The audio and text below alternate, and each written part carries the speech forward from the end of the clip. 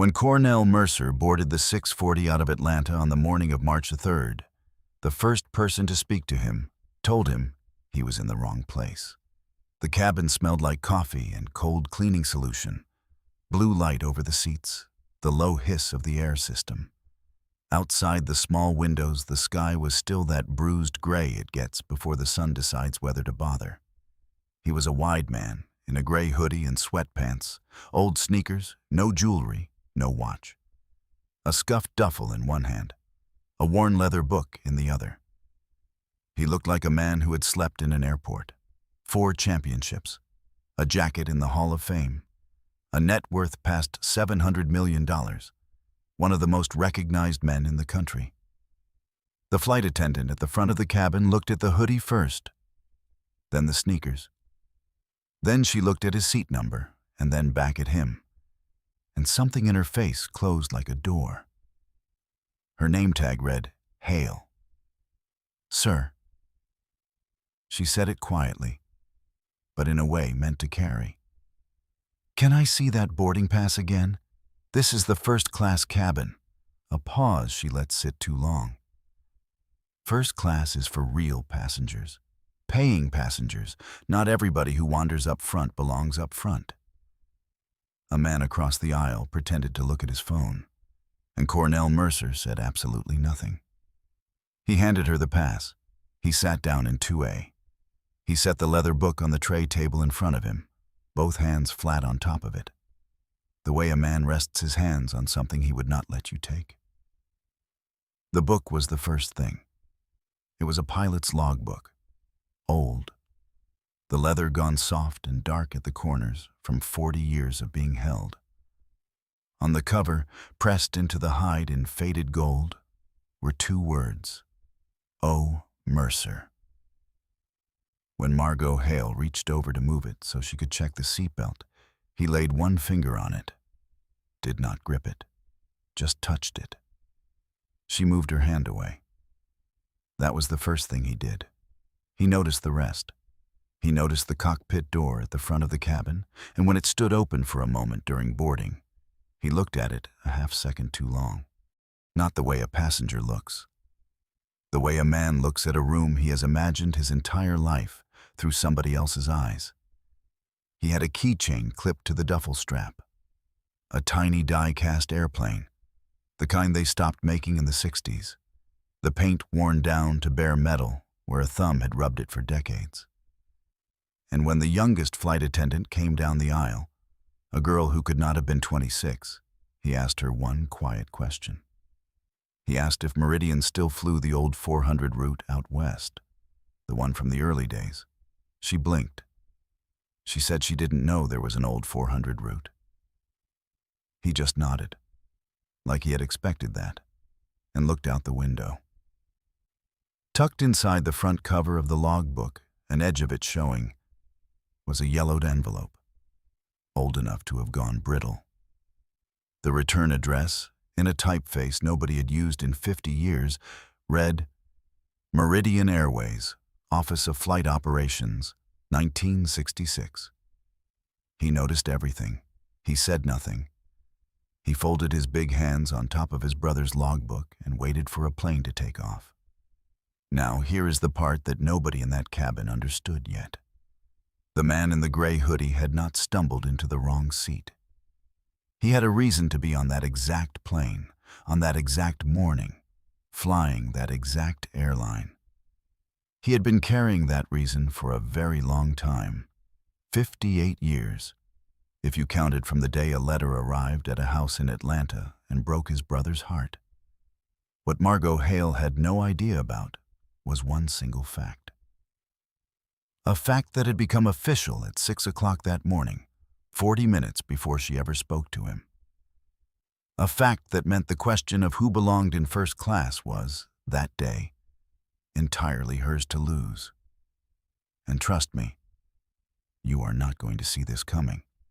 Because when you find out why this man bought a seat in coach class clothes and rode his own airline like a nobody, you are going to understand that this was never about getting even. It was about a promise made to a man who is no longer here. So stay with us for the whole video.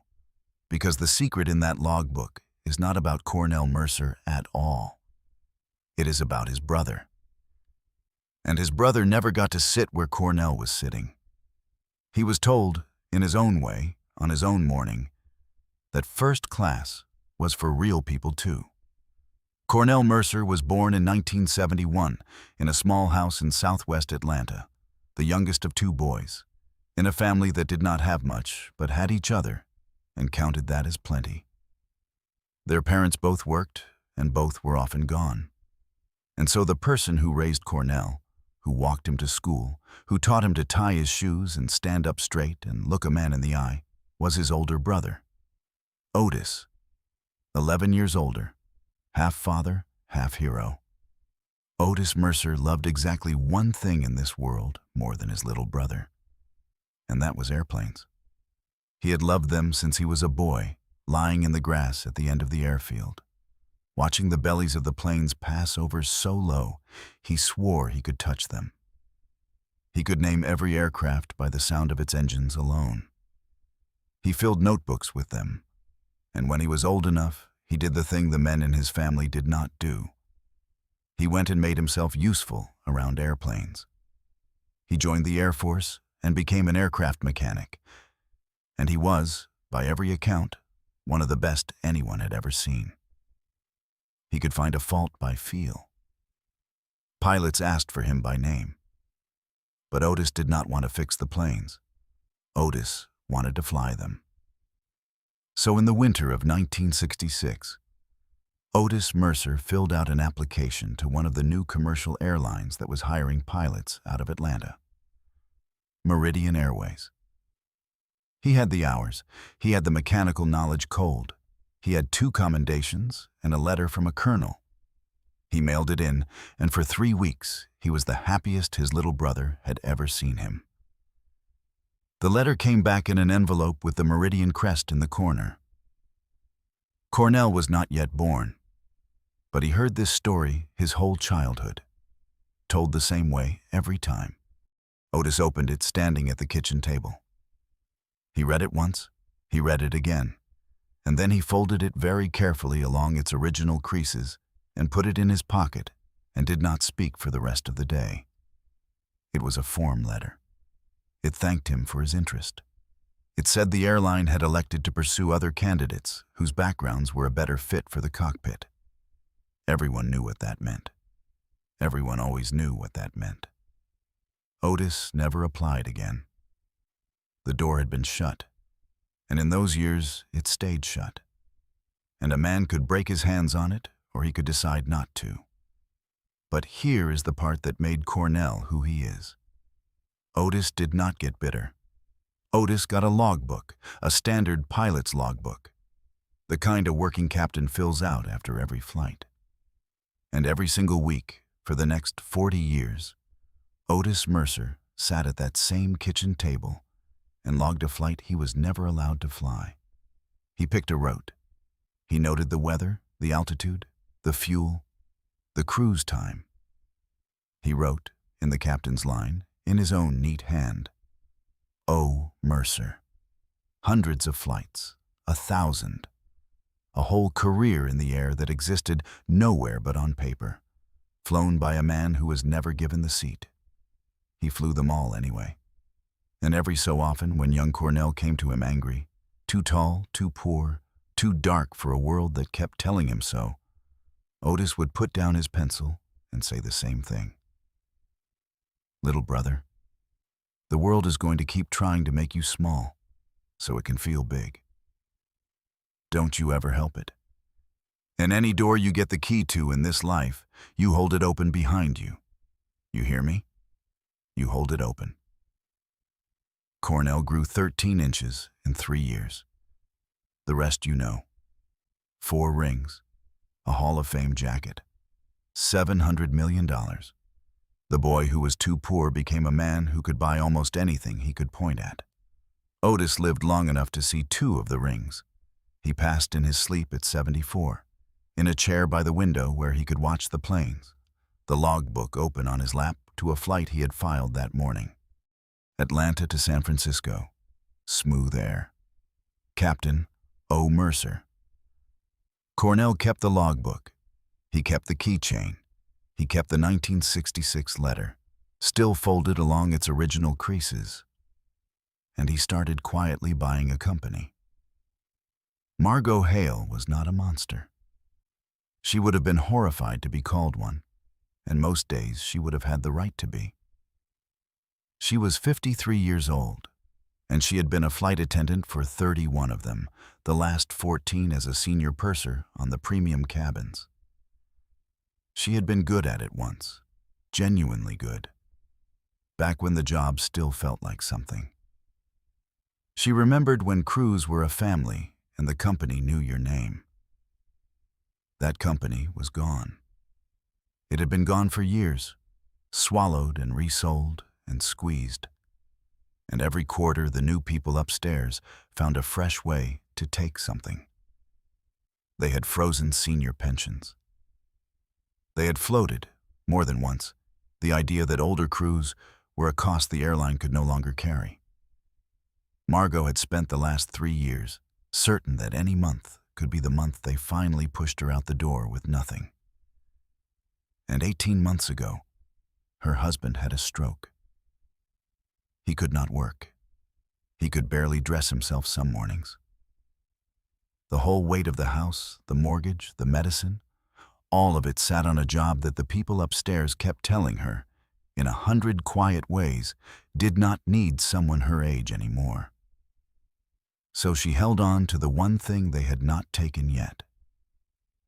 The cabin, first class.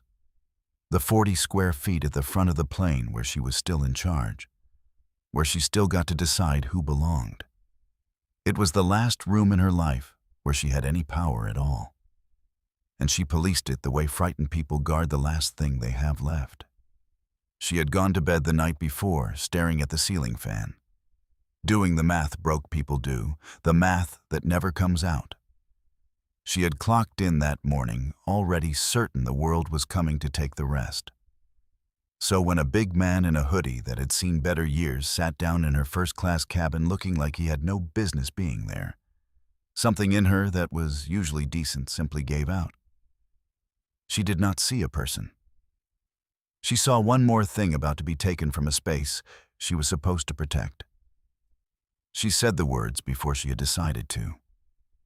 The instant they left her mouth, some buried part of her flinched. She said them anyway. By the time the plane leveled off at altitude, the difference in how Margot ran her cabin was something the whole front of the aircraft could feel. There was a young flight attendant working the cabin with her, the one who had not heard of the old 400 route. Her name was Renata Cole, 26 years old, 2 years on the job. And what almost nobody knew about Renata was that she spent every layover and every off day in a flight school an hour from her apartment, grinding toward a commercial pilot's license she was paying for $200 at a time. She was 400 flight hours and about $30,000 short of the only thing she had ever wanted. She kept a study card in her apron pocket. She read it on her breaks. When Margot skipped 2A on the welcome service, Renata noticed. She came down the aisle quietly, knelt by Cornell's seat, and set down a hot towel and a glass of water he had not been offered. "First time on Meridian, sir?" she asked, warm and easy.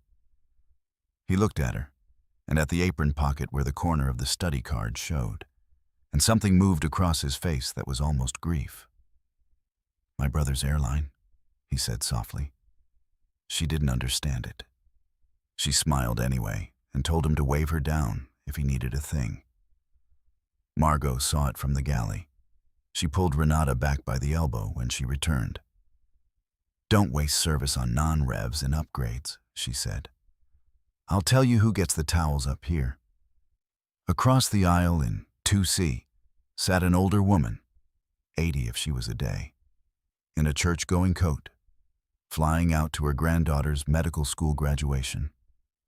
Miss Goldie Pruitt. She had watched the whole thing over the top of her glasses, and her mouth had gone thin and hard, but she said nothing.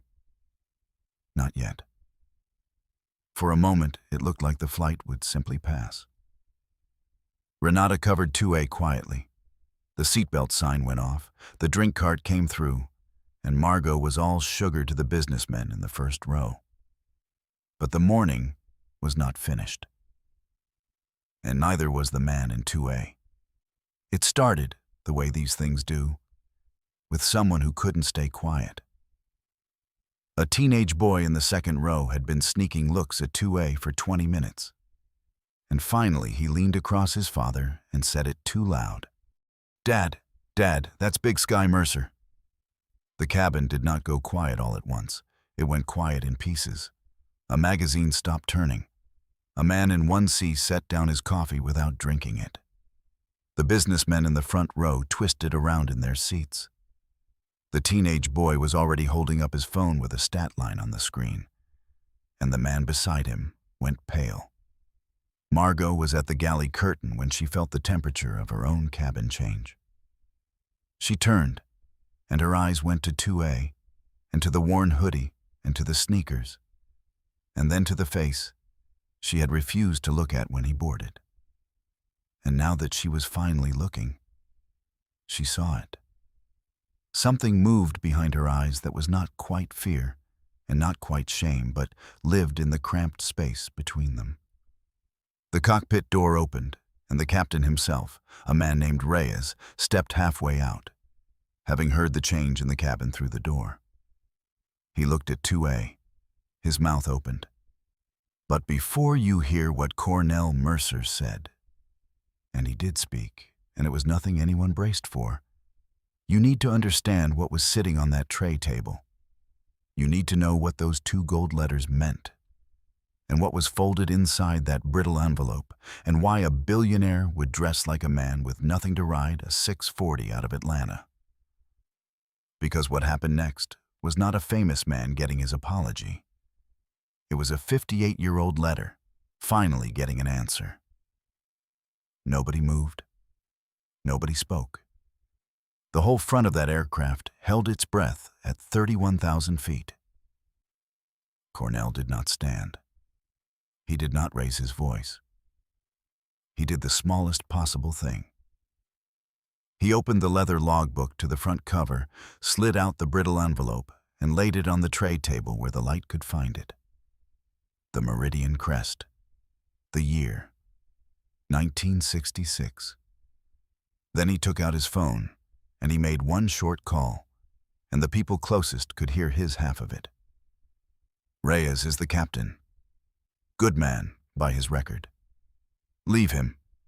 Everything else stands, yes. Make the announcement at the gate, not before." He listened. "Thank you. We did it. We finally did it." He set the phone down.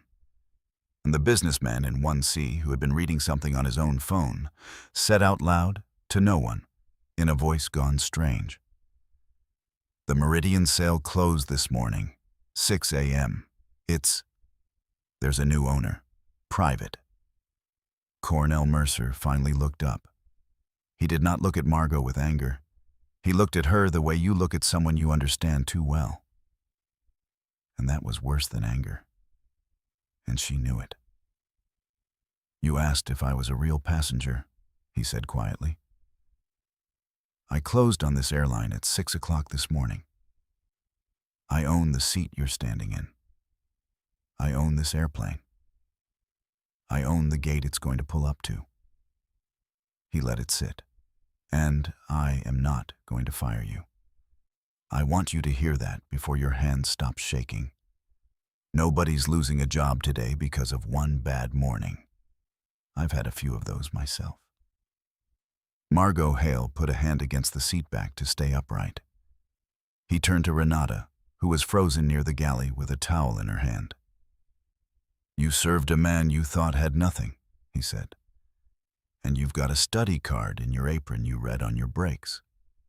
Her eyes went wide. "I called your flight school last week after I saw your file. The Otis Mercer Aviation Scholarship covers the rest of your hours and your license, in full, starting now. My brother wanted that cockpit his whole life and never got the key. You're getting it. You'll be in a Meridian uniform with 4 stripes inside 2 years, or I'll know the reason why." Renata Cole sat down right there in the aisle, because her legs simply stopped working. In 2C, Miss Goldie Pruitt finally said her one thing, soft and certain, to the whole cabin at once. "The Lord does not miss," she said. "He just takes his time." Cornell almost smiled. Then he picked up the logbook, and he carried it 3 steps to where Margot stood, and he turned it so she could see the gold letters. "O. Mercer." "This was my brother's," he said. "In 1966, he sent this airline an application to fly for it.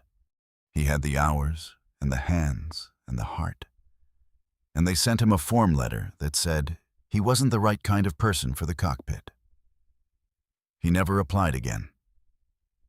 He spent the next 40 years filling out this logbook with flights they never let him fly. Routes, weather, altitudes.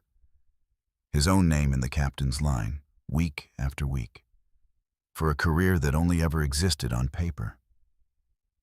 He opened it to the last page anyone had written. Atlanta to San Francisco, smooth air, Captain O. Mercer. "He flew them all anyway," Cornell said. 5 words, and the whole cabin came apart. The logbook, the letter, the keychain, the brother nobody had met but everyone now somehow missed. All of it folded down into one sentence and landed in the still air at 31,000 feet. "I didn't buy this airline to get even with anybody," he said. "I bought it weeks ago for him. So that the next Otis who walks up to that cockpit door gets a different letter than the one my brother got. You telling me first class is for real people this morning. That was just the world doing the thing my brother warned me it would do.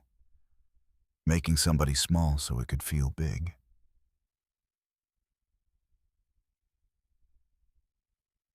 He looked at her, and his voice was almost gentle. "You don't have to keep helping it. You were scared this morning.